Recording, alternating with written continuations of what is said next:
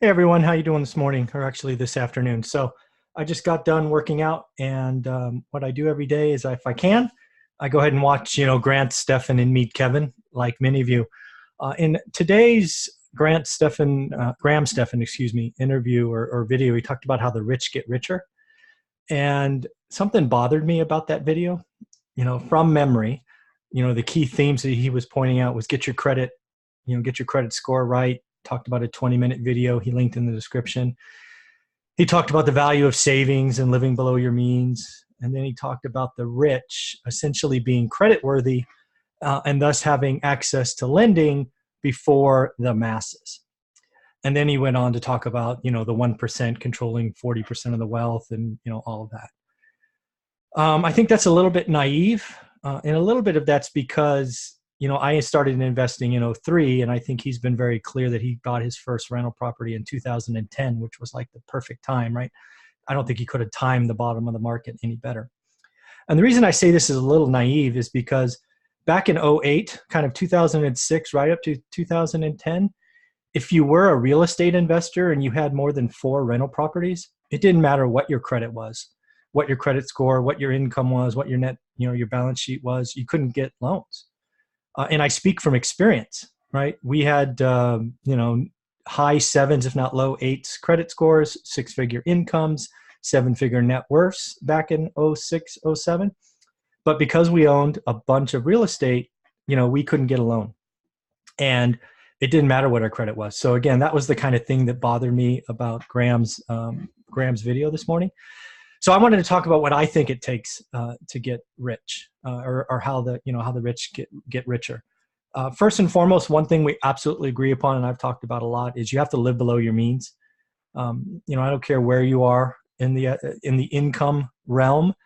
If you're not living below your means and aggressively living below your means, you can't save the money to go create the future investments, right? I always talk about it's earn, save, invest, repeat.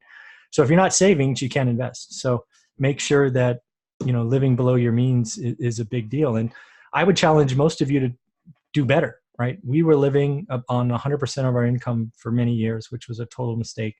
And we got down to living on about 50%. So, that's just the reality of where we were. And then again, so first, living below your means. And then as far as credit goes, I don't necessarily think being bank credit lending is important. Obviously, it can be, especially getting your first property and the like. But I think you, the person, need to be credit worthy. And what I mean by that is I go back to our experience in '06 and '08, is we were documenting all of the success we were having buying rentals. And we were doing that over time. And, pretty soon we had 20, 25 stories. And pretty soon people came to us with the ability to say, hey, take some of my money. I'm scared of the banks. I'm earning less than 1%. I want to lend to you. And it was because we had that track record of documenting our story and value creation and payments that we were creditworthy to individuals. And I think a lot of folks, that's what you should be focused on. If you can get bank lending at 3 or 4%, go for it. However, if if you're working in an environment, maybe your credit's not the best, but you can get good at finding deals and you can document that and you can do that repetitively, you're going to have a good time. And sorry, I'm a little sweaty in my room for some reason. It's hot in here.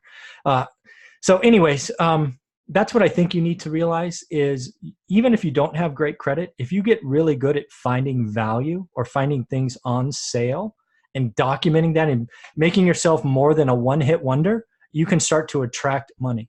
We've done that 2 different times, once when banks weren't lending and once since we've retired. So we don't rely on bank lending. We don't rely on, having 800 credit scores, even though we do.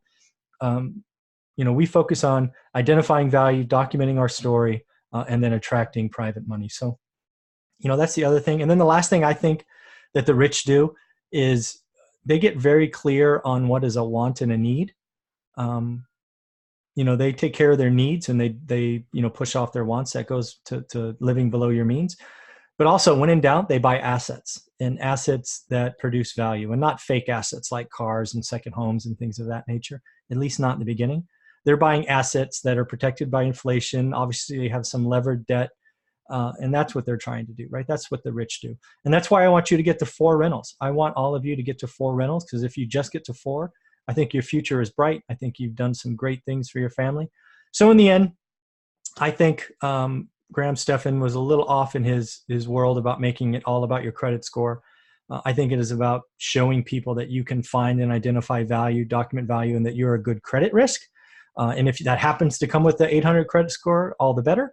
But it's not the end all be all. And I wanted to make sure of that. And again, this is from experience. Like, again, from 06 to 2010, before Graham started, you couldn't get a bank loan, right? We had 20 or so properties and no banks would lend to us. So having an 800 credit score in that environment meant nothing to us.